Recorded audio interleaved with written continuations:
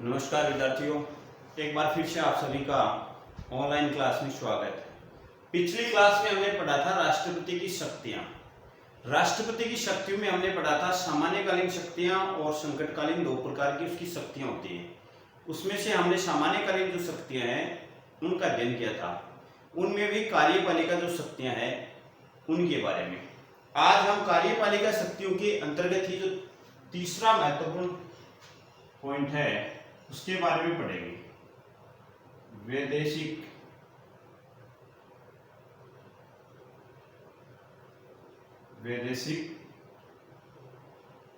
शक्ति। वैदेशिक का मतलब है विदेशों से संबंधित राष्ट्रपति के पास कौन कौन सी शक्तियां हैं। इसके अंतर्गत राष्ट्रपति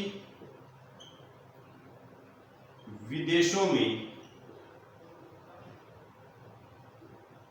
भारत का प्रतिनिधित्व करता है।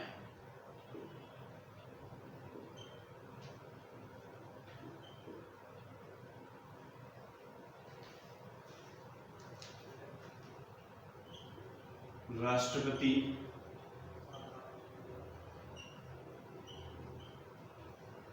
भारतीय दूतावासों पर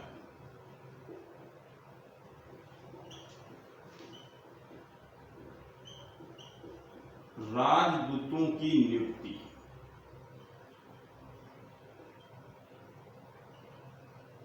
भी करता है।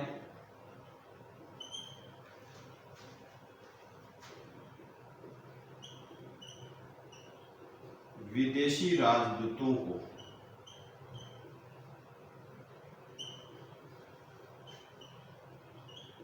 भारत में कार्य ग्रहण करवाता है। इसके अलावा विदेशों के साथ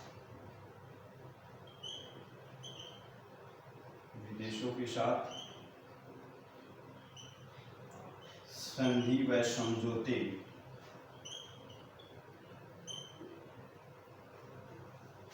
पर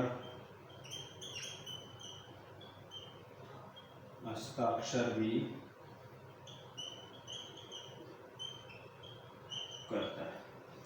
3 नंबर जो शक्ति है वैदेशिक शक्तियां, इसके अंतर्गत राष्ट्रपति विदेशों में भारतीय या देश का प्रतिनिधित्व करता है। राष्ट्रपति भारतीय दूतावासों पर राजदूतों की नियुक्ति भी करता है। इसके अलावा जो विदेशी राजदूत हैं उनको भारत में कार्य ग्रहण करवाता है। इनके अलावा विदेशों के साथ जितने भी संधि व समझौते होते हैं उन पर हस्ताक्षर भी कौन करता है? राष्ट्रपति करता है। इसके बाद में बात करते हैं सैनिक शक्ति।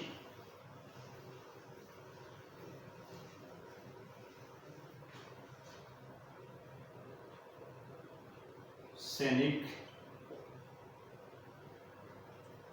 शक्ति, सेना से संबंधित कौन कौन सी शक्तियां हैं?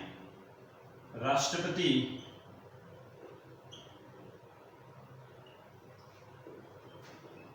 समस्त सेनाओं का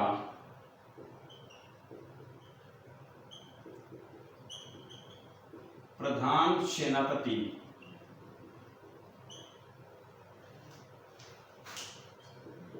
होता है। राष्ट्रपति समस्त सेनाओं का प्रधान सेनापति होता है, लेकिन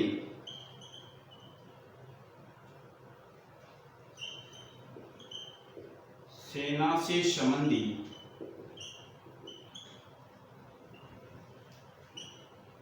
सभी कानून संसद बनाती है।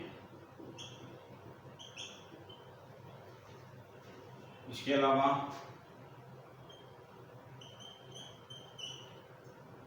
युद्ध व सेना का प्रयोग राष्ट्रपति संसद की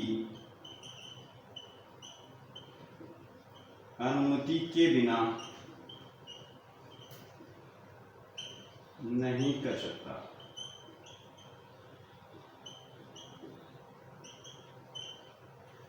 सैनिक शक्ति के अंतर्गत राष्ट्रपति समस्त सेनाओं का क्या होता है, प्रधान सेनापति होता है। इसके अलावा लेकिन जो सेना से संबंधित जितने भी कानून हैं उनका निर्माण कौन करेगा, संसद। युद्ध व सेना का प्रयोग राष्ट्रपति संसद की अनुमति के बगैर नहीं कर सकता। ये थी कार्यपालिका शक्तियां। अब हम पढ़ेंगे राष्ट्रपति की विधायी शक्तियां।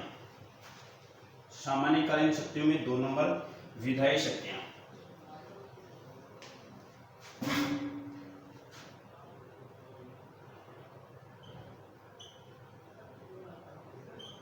विधायी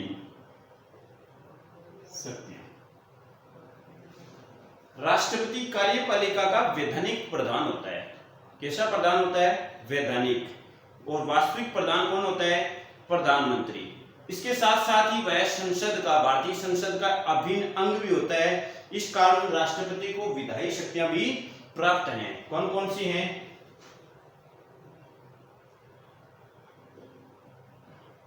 इसके अंदर है विधायी क्षेत्र के प्रशासन की शक्तियां, 1 नंबर विधायी क्षेत्र की प्रशासन की शक्तियां। इसके अंतर्गत राष्ट्रपति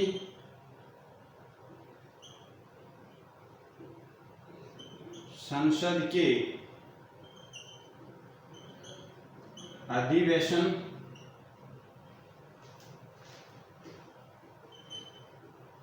बुलाता है तथा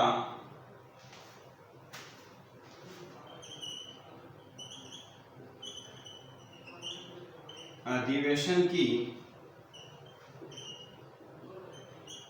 समाप्ति की घोषणा भी करता है। ओके, इसके बाद में राष्ट्रपति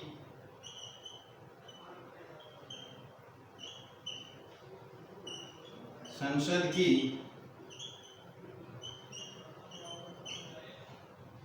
संयुक्त बैठक में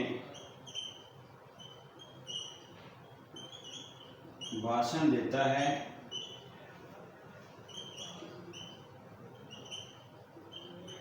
इस भाषण में सामान्य नीतियां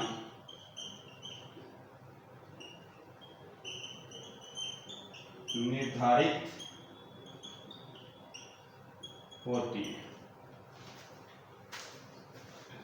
इसके अलावा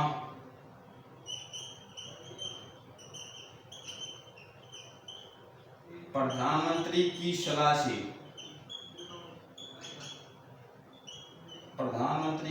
से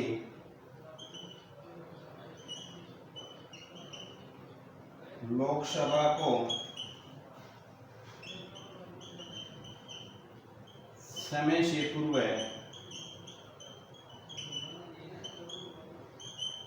भंग कर सकता है। ओके, राष्ट्रपति संसद के अधिवेशन बुलाता है तथा अधिवेशन की समाप्ति की घोषणा करता है। इसके अलावा राष्ट्रपति संसद की संयुक्त बैठक में भाषण देता है। इस भाषण में सामान्य नीतियां निर्धारित की जाती हैं और प्रधानमंत्री की सलाह से लोकसभा को समय से पूर्व विघटन या भंग करे सकता है। इसके बाद में 2 नंबर जो शक्ति है विधायी क्षेत्र में, वो है सदस्य को मनोनीत करने की शक्ति।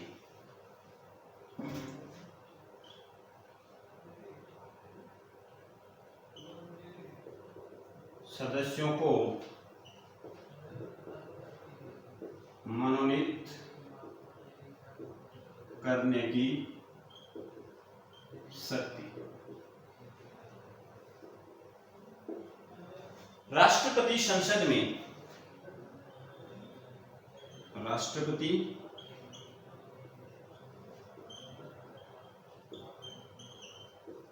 राज्यसभा में 12 सदस्यों को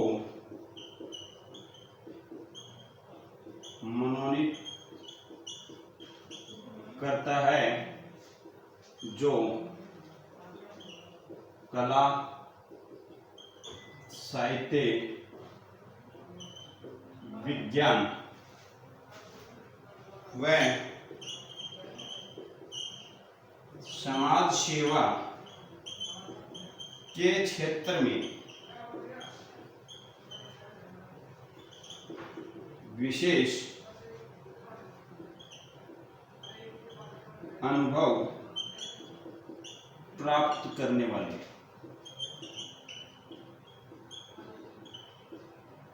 होते हैं। राष्ट्रपति राज्यसभा में 12 सदस्यों को मनोनीत करता है जो कला, साहित्य, विज्ञान तथा समाज सेवा के क्षेत्र में विशेष अनुभव प्राप्त करने वाले व्यक्ति होते हैं। इसके अलावा लोकसभा में 2 आंगनवाड़ियों को मनोनीत करता है। इसके अलावा लोकसभा में 2 आंगनवाड़ियों को मनोनीत करता है। इस प्रकार 14 सदस्यों को राष्ट्रपति संसद में क्या करता है? मनोनीत करता है। इसके अलावा 3 नंबर जो शक्ति है वो है विधेयक पर निषेधाधिकार की शक्ति।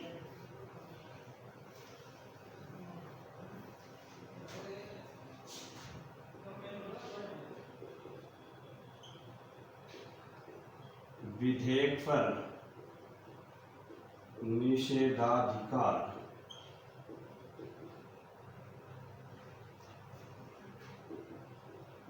की शक्ति।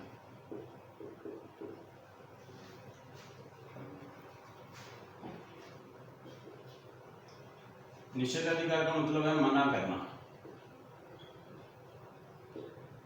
विधेयक का मतलब होता है कोई कानून पास होता है उसके लिए।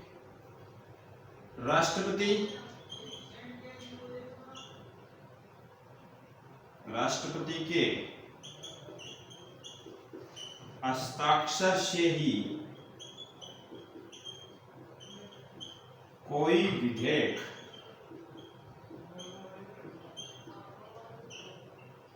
कानून का रूप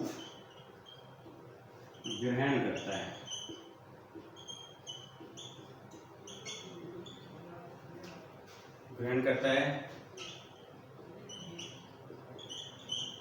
साधारण विधेयक पर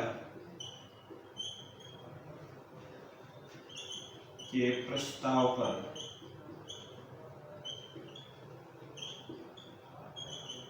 राष्ट्रपति संसद को पुनः विचार करने का आदेश दे सकता है,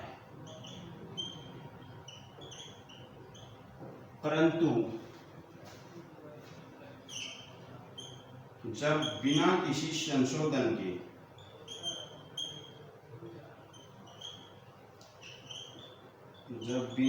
संशोधन के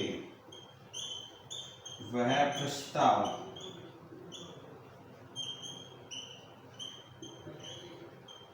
पुनः राष्ट्रपति के पास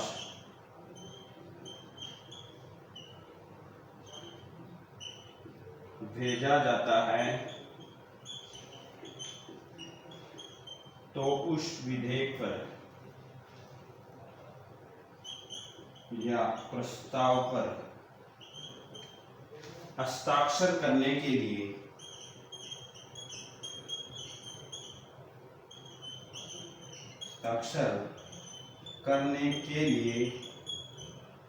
राष्ट्रपति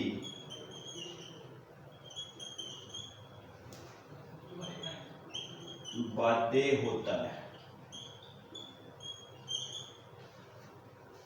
राष्ट्रपति के हस्ताक्षर से ही कोई विधेयक कानून का रूप ग्रहण करता है। साधारण विधेयक के प्रस्ताव पर राष्ट्रपति संसद को उस प्रस्ताव पर पुनः विचार करने का आदेश दे सकता है, परंतु वह प्रस्ताव बिना किसी संशोधन के वापस राष्ट्रपति के पास भेजा जाता है तो राष्ट्रपति उसके ऊपर हस्ताक्षर करने के लिए बाध्य होता है। इसके बाद में विधायी शक्तियों में अंतिम 4 नंबर अध्यादेश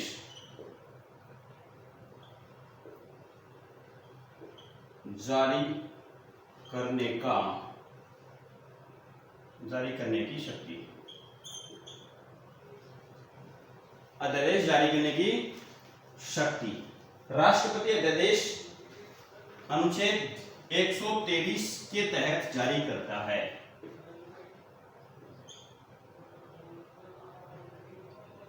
अनुच्छेद 123।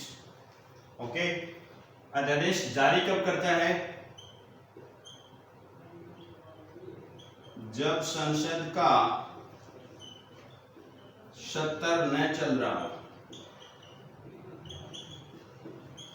हो तथा देश को कानून की आवश्यकता हो तो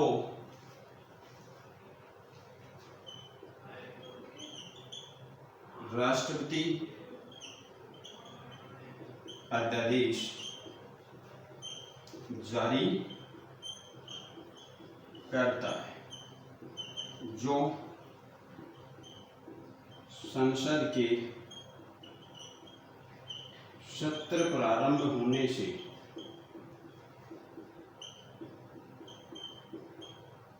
6 सप्ताह तक